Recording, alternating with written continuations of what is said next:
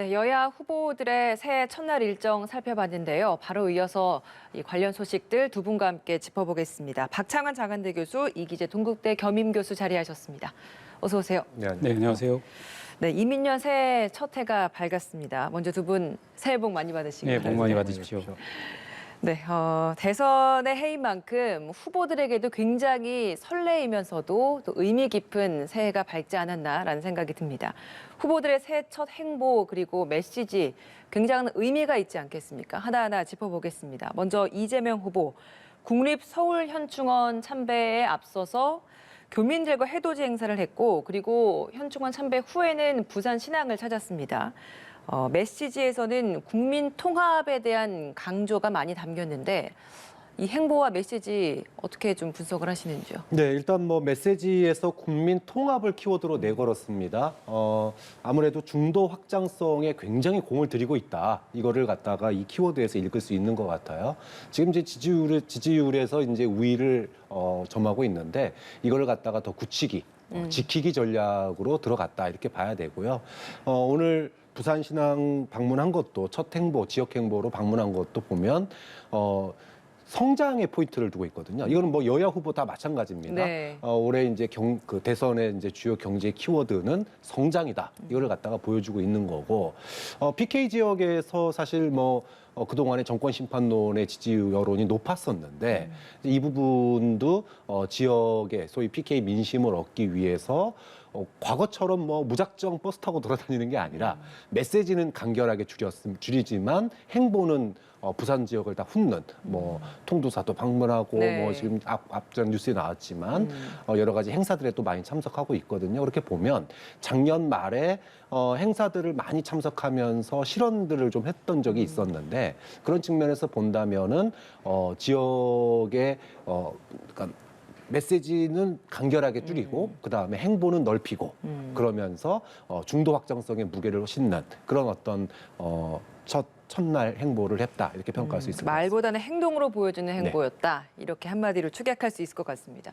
어떻게 평가하십니까? 우선 이재명 후보는 이번 이제 대선에 임하면서 이제 새로운 이제 신년이니만큼 본인의 이제 새로운 이제 전략적 메시지를 썼다고 보는데 이제 지금 국민 통합이라는 건 그런 거죠. 사실 문재인 정부의 그동안의 문제점을 본인이 이제 바꿔보겠다는 뜻이라고 좀 보이거든요.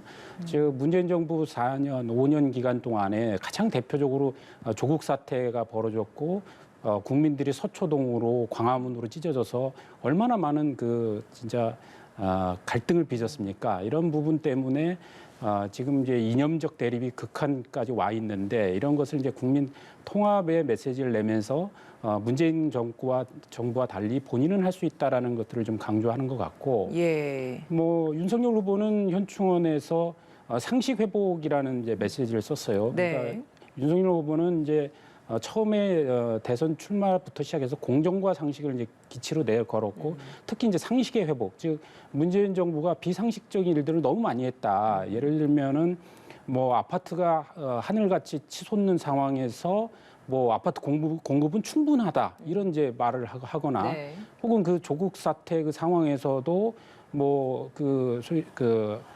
소위 이제 민주당의 이제 인사들이 뭐 컴퓨터를 치우는 걸 보고서 그거를 이제 증거 인멸이 아니라 증거 보존이라고 한다든가 이런 이제 국민의 상식과 반하는 어떤 논리들 그리고 뭐 원전 짓고 있는 원전을 뭐 수천억이 이제 손해를 보면서도 탈원전이라는 이름하에서 이제 중지시킨다든가 혹은 뭐 소득을 많이 주면은 경제 성장이 이루어진다는 뭐 소득 주도 성장이라든가 뭐 등등 사실은 그동안 우리 국민들이 볼 때는 납득하기 어려운 부분을 비상식적으로 이야기했던 부분을 좀 강하게 지적하면서 본인이 꿈꾸는 대한민국을 메시지로 설명하지 않았나 이렇게 볼 수 있습니다. 네, 이재명 후보의 메시지에 이어서 윤석열 후보의 메시지까지 함께 좀 평가를 해주셔서 같이 질문을 드려보겠습니다. 얘기해 주시죠. 이제 상식 회복이라고 하는 키워드가 과거와 다르게 공격적으로 느껴지지 않습니다.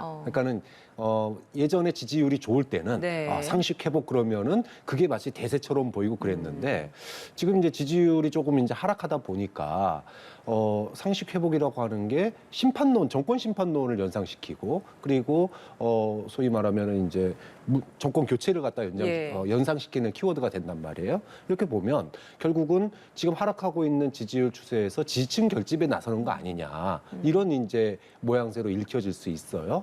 그런데 이제 똑같이 오늘 윤석열 후보도 인천의 신항을 방문을 했습니다. 예. 이런 부분들은 뭐 경제 성장의 어떤 포인트를 강조점을 둔 행보라고 볼 수 있는데, 근데 이재명 후보하고 다르게 지금 이제 풀어야 될 숙제가 많다 보니까 네. 정작 뉴스는 이준석 대표하고 소 닭 보듯이 했던 그 현충원에서의 새 인사 모습, 네. 단답형의 그런 인사들, 그리고 선대위에서 오만했다 이러면서 반성하면서 큰절하는 모습, 자, 이렇게 나온단 말이에요. 자, 그러면 굉장히 이런 오늘 첫날의 행보들이 왔다 갔다 해요. 극에서 극까지 이제 왔다 갔다 합니다. 풀어야 될 숙제가 굉장히 많다. 지지층도 결집시켜야 되고 내용도 풀어야 되고 그리고 도의 투스톤 갈등, 이준석 대표의 갈등도 풀어야 되고 또 선대위도 또 혁신해야 되고 자기 반성하는 모습도 보여줘야 되고 참 두 분의 한 분은 산토끼 잡으러 뛰어나가셨고 한 분은 집토끼 때문에 당 내부에서 큰절까지 하는 그런 모양새의 첫날을 보여줬는데 네. 굉장히 지지율의 추이에 따른 첫날 행보의 차이점을 보여주는 것 같습니다. 아무래도 국민의힘에서는 내홍 수습도 아직까지 풀어야 할 과제이기 때문에 새해 첫날에도 이 부분에 대한 수습을 위해서 윤석열 후보도 별다른 일정 없이 선대위 전체 회의를 주재하면서 관리를 하고 있는 것 같습니다. 내홍 부분에 있어서 지금 박 교수께서도 언급하셨습니다만 김종인 위원장과 이준석 대표가 작년 이제 마지막 날 12월 31일 날 만나서 새해를 넘기지 않기 위해서 노력을 했는데 결국에는 이견만 확인했습니다. 이 둘 간에도 이견이 지금 있는 상황이라고 저희가 봐야 되는 겁니까? 글쎄요, 김종인 총괄 선대위원장하고 이준석 당 대표 간에는 제가 볼 때는 이견은 없어 보이고요. 그거는 어제 회동 끝난 이후에 두 분이 이제 인터뷰를 할 때, 그다음에 그 이후에 이준석 당대표가 언론 매체에 출연해서 인터뷰들을 계속 했거든요. 그 내용을 자세히 들여다보면 네. 크게 어떤 뭘 합의하기 위해서 만났다기보다는 서로가 이제 상황을 좀 공유하고 앞으로 어떻게 움직일 것이냐 이런 이야기를 좀 들어보기 위한 자리 아니었나 이렇게 성격 규정을 할 수 있을 것 같고 네. 그 자리에서 여전히 이준석 당대표는 본인이 어떤 그 선대위에서의 역할이 불분명하고 여러 가지 문제점들이 개선되지 않으면 들어가는 것이 의미가 없다 이렇게 해서 이제 선대위 합류는 이제 안 하는 거로 단언을 하는 것 같습니다.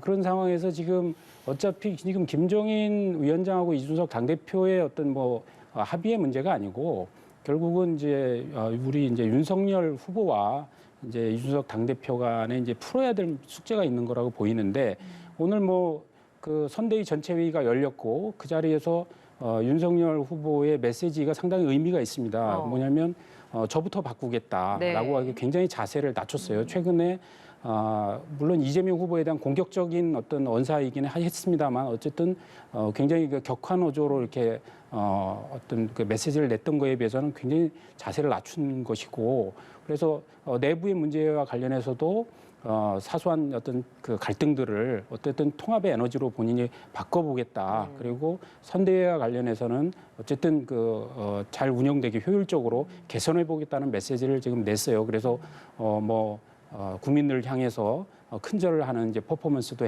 한 것으로 이제 보이는데 좀 뭔가 그 신년을 맞이해서 새로운 변화가 좀 있을 것이라 좀 기대를 하고 또 그런 기대가 있어야 네.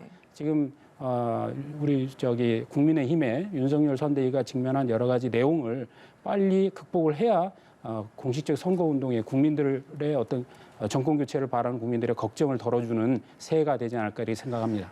근데 사실 윤석열 후보가 최근까지만 해도 그런 어찌 보면 좀 거친 언급들을 한 부분에 있어서 기자들이 질문을 하니까 할 만한 이야기를 한 것이다. 이런 입장이었잖아요.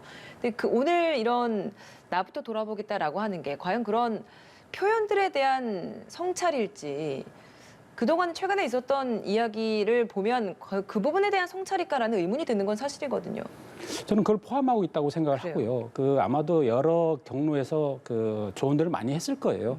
지금 이제 후보의 지지율이 지금 계속 떨어지고 있지 않습니까? 추세가 그렇고 거의 뭐 한 달 사이에 10% 이상 추락하는 여론조사 지지율이 많이 나오고 있기 때문에, 그리고 선거는 저희들이 뭐 여러 가지 선거 경험을 많이 해보지만 후보가 이기는 지지율 속에서도 항상 겸손하고 낮은 자세로 임하지 않으면 국민들로부터 아주 따끔한 회초리를 맞게 돼 있습니다. 그래서 지금 최근에 이재명 후보의 공격적인 토론 요구에 대한 어떤 응대라든가, 그다음에 김건희 배우자에 대한 너무 지나친 공세들이 있지 않습니까? 예를 들어서 학력, 경력에 대한 부분은 사과를 하셨지만 유흥업소의 접객원으로 근무했다라든가 이런 부분은 자기 자신의 배우자에 대해서 이야기하는데 굉장히 모욕적일 거라고 저는 생각하거든요. 그래서 그런 부분에 대한 어떤 감정이 쌓이다 보니까 어떤 공격적 발언들이 나왔는데, 그 또한 상대를 향해서는 할 수 있는 말이긴 하겠습니다만 이걸 듣는 국민들이 불편하고 왠지 오만해 보인다 이런 네. 느낌을 갖게 되면 이건 캠페인에 큰 문제가 생기는 것이기 때문에 아마도 훨씬 더 낮은 자세를 유지하라는 많은 조언들을 했고 그것이 좀 반영된 것이라 생각합니다. 새해에도 어떤 전략적 변화가 좀 있을 것이다 이렇게 기대를 하시고 계십니다. 사실 1차 갈등이라고 해야 될까요? 지난번 울산 회동으로 봉합됐던 그 갈등 당시에 나흘 만에 봉합되면서 박 교수님께서 그 당시에 하셨던 말씀이 옥새 파동을 예를 들면서 그때와 비교하면 나흘 굉장히 긴 시간이다. 그 긴 시간 동안 갈등이 있었던 걸 수습하려면 앞으로 부지런히 움직여야 한다 이야기를 하셨는데 지금은 일주일이 훌쩍 넘었습니다. 굉장히 더 긴 시간이 흘렀거든요. 네. 어떻게 수습돼야 된다고 보십니까? 저는 무조건 잡아야 된다고 봐요, 이준석 대표를. 데리고 들어와야 된다. 선대위로. 그럼요. 예. 지금 찬밥 더운밥 가릴 때가 아닙니다. 후보로서의 자존심, 고개 뻣뻣하게 세우고 서서 죽겠다고 그런 얘기까지 지난주에 하셨었는데 그렇게 가다간 진짜 죽습니다. 지금은 당이 거의 이거는 우리가 흔히 집구석 돌아가는 꼴 봐라 이런 얘기 하잖아요. 어떻게 당대표하고 후보하고 만났는데 소 닭 보듯이 쳐다보는지 저는 이해를 못 하겠습니다. 자, 지금 지지율 하락을 멈추려면 오만하지 않겠다, 나부터 바꾸겠다라고 그랬잖아요. 예. 그러면 이게 지금 언제적 얘기냐 하면 저희 현충원에서 이준석 대표하고 소 닭 보듯이 쳐나고 지나간 다음에 당에 와가지고 한 말이에요. 오만하지 않겠다, 바뀌겠다 얘기했으면은 그 전에 이준석 대표하고 만나는 자리에서부터 그런 모습이 연출이 돼야 됩니다. 그런데 아까 오만하지 않고 나부터 바뀌겠다라고 하는 표현이 언어 표현상의 순화적인 얘기라면은 그 정도 수준이라면 그게 얼마만큼 지지율에 반영될까요? 저는 지금 당내 갈등을 이대로 둔 채로 아무리 신앙을 가고 어딜 가도 이것이 뭔가 시너지 효과를 내고 지지율을 갖다가 올리는 데는 예. 아니 집안 단속도 제대로 못하면서 지금 뭐 하고 있는 거냐 이런 얘기를 나올 수밖에 없는 거예요. 결국은 오만하지 않겠다고 얘기하고 나부터 바뀌겠다라고 얘기를 할 거면은 저는 이준석 대표를 어떤 일이 있더라도 잡아서 당 안에 앉혀놔야 된다. 그래야지. 이준석 대표 지금 또 제주도 갔습니다. 당대표 업무를 파업만 안 했다 뿐이지 지난번에 했던 것과 똑같은 행보를 하고 있어요. 자, 그러면 계속 선대에 이렇게 가서는 안 된다. 지금 단일화하면은 사실상 그 말만 안 했다 뿐이지 안철수한테 먹힌다. 이런 뉘앙스를 담은 얘기를 지금 계속 하고 있단 말이에요. 자, 이런 당대표를 놔두고 어떻게 선거운동이 됩니까? 오늘도 여기에 대한 질문에 대해서 윤석열 후보가 각자의 위치에서 잘하면 된다라고 얘기했는데 예. 각자의 위치에서 지금 잘 못 되고 있잖아요. 그럼 이걸 갖다가 윤석열 후보가 정치적인 리더십으로 안고 가든지 아니면은 해결을 하든지 했어야 되는데 그냥 이대로 방치해 둔 채로 흘러가게 된다면은 선거운동이 계속 삐걱될 수밖에 없을 거다. 좀 그런 이준석 점에서 대표의 리더십, 이준석 대표의 행보에서는 문제가 없는 겁니까? 당연히 이준석 대표도 너무 나아갔죠. 본인이 할 말이 있으면은 당 내에서 잡음이 바깥으로 들리지 않도록 안에서 조율이 됐어야 되는데 이해는 갑니다. 보는 앞에서 당대표 앞에서 나는 당대표 말 안 듣겠다, 후보 말 듣겠다 이렇게 당대표 패싱하니까 굉장히 기분 나빴겠죠. 하지만 그렇더라도 그건 안에서 해결해야 될 문제입니다. 그것 때문에 이준석 대표가 상당히 사면초가에 몰린 측면이 있어요. 당대표, 그러니까 윤석열 후보가 사실은 김종인 위원장이 만날 게 아니라 윤석열 후보가 만약에 만났다면 그 제 종소리 들으면서 네. 예를 들어 그렇게 해서 퇴로를 명분을 주고 이준석 대표가 돌아올 수 있는 명분과 퇴로를 열어줬다면 이준석 대표 아마 냉큼 돌아갔을 겁니다. 좀 그런 점에서 윤석열 후보의 결단 또는 리더십, 이 정치력 이런 것들이 지금 시험대에 오른 거 아니냐는 생각이 듭니다. 예, 어쨌든 이번 이 내홍에서의 큰 책임 그리고 수습할 수 있는 키는 윤석열 후보가 가지고 있다. 이런 말씀을 반복해서 하시고 계십니다. 이렇다 보니까 보수층에서의 표심이 안철수 후보에게 쏠리는 게 아닌가라는 생각이 들 정도로 최근에 뭐 거대 양당에서 안철수 후보에 대한 러브콜도 계속 나오고 있습니다. 송영길 대표 통합정부를 띄우면서 안철수 대표 콕 집어서 연대론 띄우기도 했고요. 그리고 김종인 위원장 역시도 단일화 관련된 이야기에 대한 언급을 도움이 될 수 있을 것이다. 이런 이야기를 하고 있습니다. 안철수 후보 역할 좀 어느 정도로 할 수 있을 것 같고 어떻게 예상을 하시는지 궁금합니다. 우선 이제 선거가 이제 초반 시기에는 이번에는 중도 진영의 어떤 역할이 굉장히 제한될 것이다. 왜냐하면 정권 교체에 대한 열망이 워낙 크고, 예. 그리고 또 이것을 유지하려고 하는 여권의 또 민주당은 이제 정권 유지를 위해서 이제 어쨌든 최대한의 결집들이 이루어질 거기 때문에 중도 영역에서의 공간이 굉장히 협소하다. 그런 측면에서 안철수 후보에 대한 어떤 비중을 크게 잡지는 않았었습니다. 그런데 네. 지금 문제가 변화가 생겼죠. 어떤 변화냐면 결국 윤석열 후보의 지지율이 지금 계속 하락세에 있다 보니까 그 지지율이 이재명 후보한테 가고 있지는 않거든요. 그래서 대부분의 보수층의 인사들 같은 경우에는 뭐 강력하게 뭐 여전히 윤석열 후보를 지지하고 있지만 어쨌든 그 중도적인 성향에 있는 사람들은 아예 어떤 여론조사에 응하지 않거나 혹은 안철수 후보를 오히려 지지하는 이런 성향으로까지 보여지고 있습니다. 그러다 보니까 이제 안철수 후보의 이제 비중이 이제 높아지고 있는 것인데요.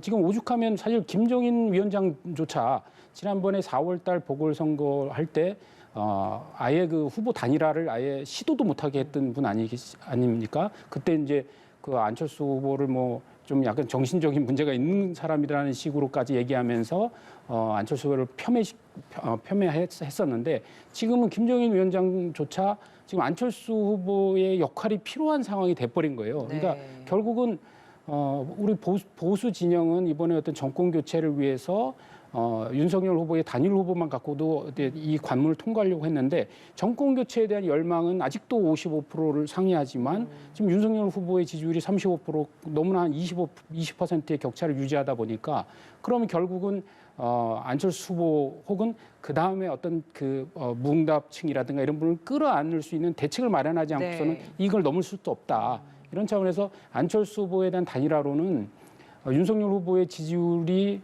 흔들릴수록 더 강하게 불붙을 가능성이 높고 그것은 또 보수의 정권 교체를 위해서는 또 하나의 또 기회로도 작동할 수도 있습니다. 그래서 이거를 반드시 안 좋은 어떤 시그널로 예측할 것은 아니고 이건 현상으로 보고 이제 윤석열 선대위에서는 당연히 이러한 현상에 대비하기 위한 지지층 빠져나가는 거에 집중을 해야 되는 것이고 네. 동시에 계속 뭐 안철수 후보 같은 경우에는 5%의 지지를 갖고 있더라도 혹은 이게 지금 현재 10%를 상회할 가능성이 높아 보이는데 그렇다면 더더욱 그 어떤 후보 단일화의 문은 열어놓고 접촉을 시도해야 될 것으로 보입니다.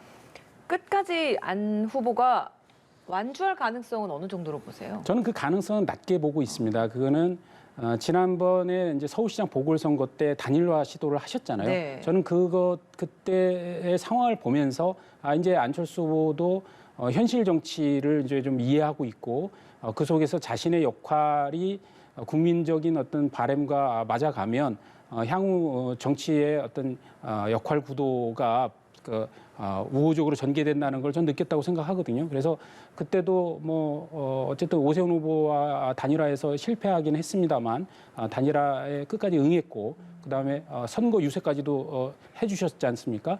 그런 측면에서 이번에 안철수 후보의 여러 메시지를 보면 계속 일관된 메시지는 거대 양당을 비판함과 동시에 정권 교체입니다. 정권 교체를 해야 된다는 걸 강하게 얘기하고 있기 때문에 정권 교체를 위해서 본인이 지지율이 어느 정도 받쳐준다면 뭐 단일화 시도는 당연히 하지 않을까 이렇게 전망합니다. 그러니까 단일화는 국민의힘 후보와의 단일화가 네네, 될 그렇게 것이고. 전망합니다. 예.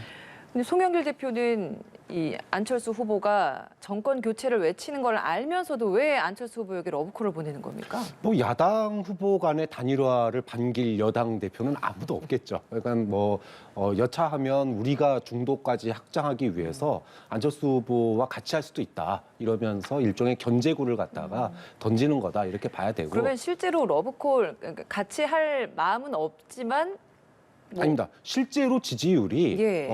만약에 이제 그 윤석열 후보가 다시 정비를 해서 지지율이 따라온다 그러면은 실제로도 승리를 위해서는 중도 확장성을 가질 필요가 있고 또 지금 양강 후보의 비호감을 갖다가 보완하기 위해서라도 사실은 그 후보 연대 안철수와의 연대가 좀 나쁘진 않은 카드예요. 다만 현재로서는 안철수 후보의 지지율이 올라가고 있는 것의 주된 원인이 어디냐라고 네. 본다면은 윤석열 후보에서 빠진 지지층. 그러니까 정권 교체는 갈망하나 윤석열에게 실망한 사람들이 글로 온 것이기 때문에 사실 민주당으로 할 가능성은 낮죠. 근데 네. 문제는 안철수 후보의 지지율이 올라가면 올라갈수록 단일화는 더 어려워질 거라는 겁니다.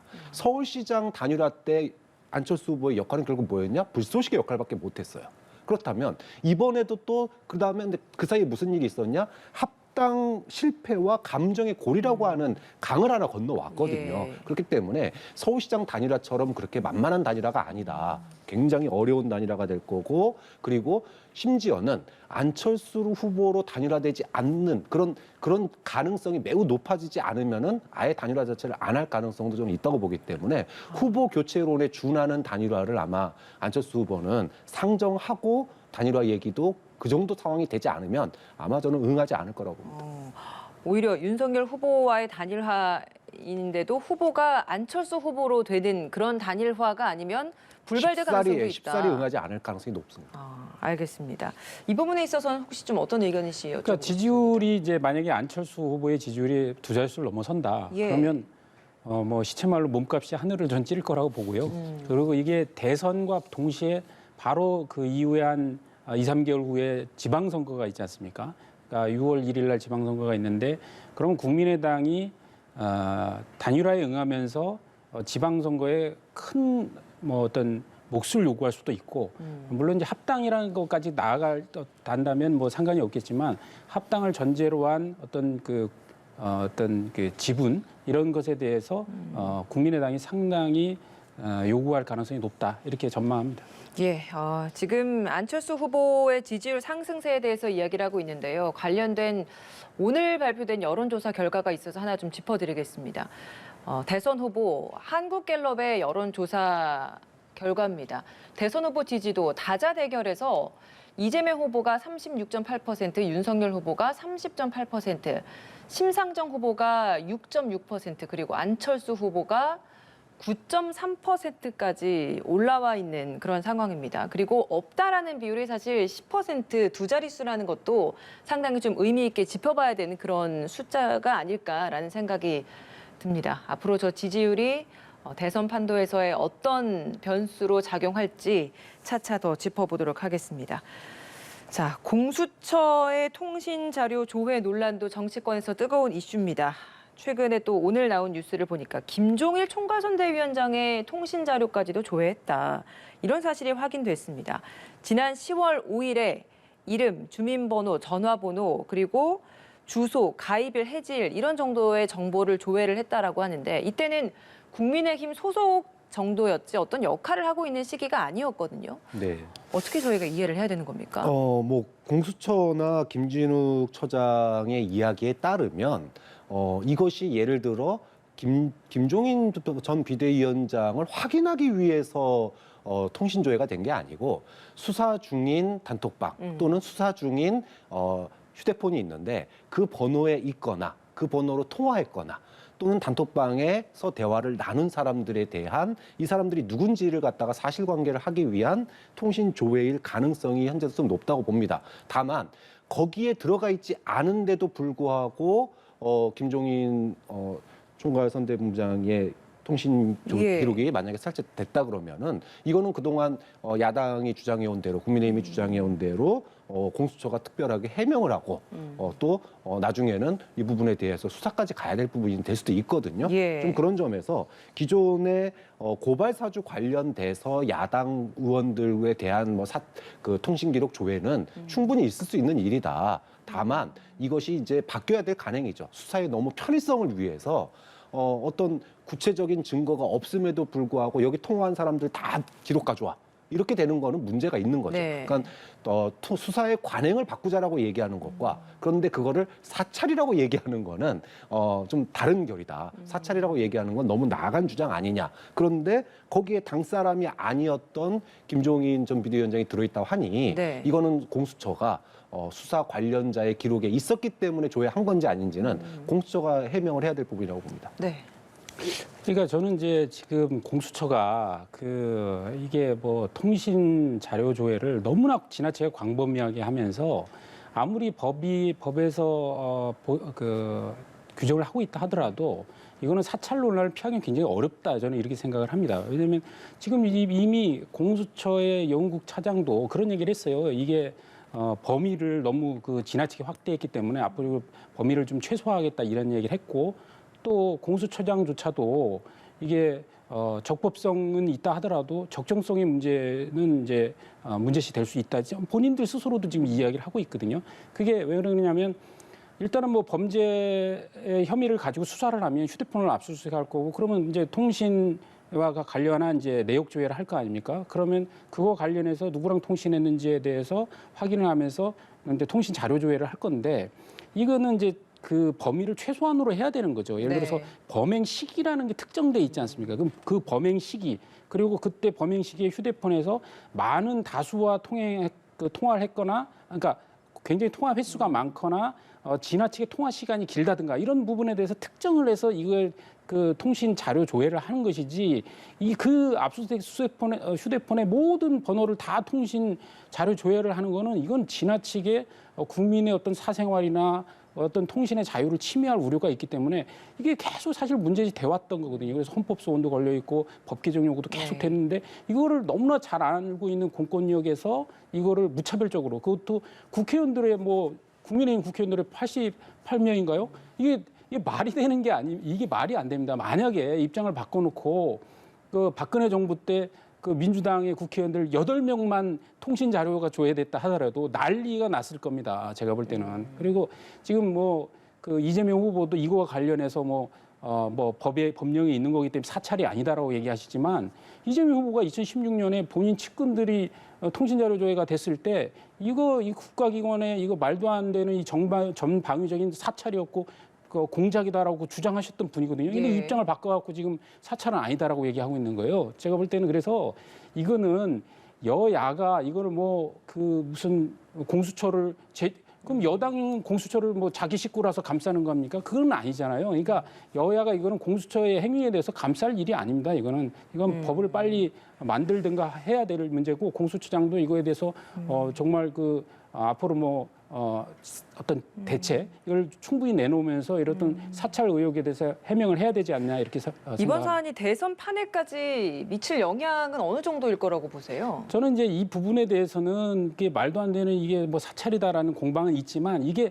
국민들의 감정선을 건드리는 문제인가 그런 건 아닌 것 같아요. 이거는 여야의 어떤 정치인들의 어떤 수사와 관련한 그다음에 국가의 공권력과 정치 권력을 침해하는 이런 문제에 대한 어떤 논쟁으로 갈 가능성이 높지 이게 국민들의 어떤 감정선을 자극하는 문제는 아니기 때문에 예. 이거는 국회에 내에서 좀 공방은 법을 어떤 개정하는 방향으로 조속히 처리를 하고 이거에 대해서 국민의힘이 계속적인 공세를 통해서 선거에서 얻을 이익이 그렇게 크다고 보지는 않습니다. 네, 오늘 말씀 여기까지 듣겠습니다. 박창환 장한대 교수, 이기재 동국대 경임 교수와 함께했습니다. 고맙습니다.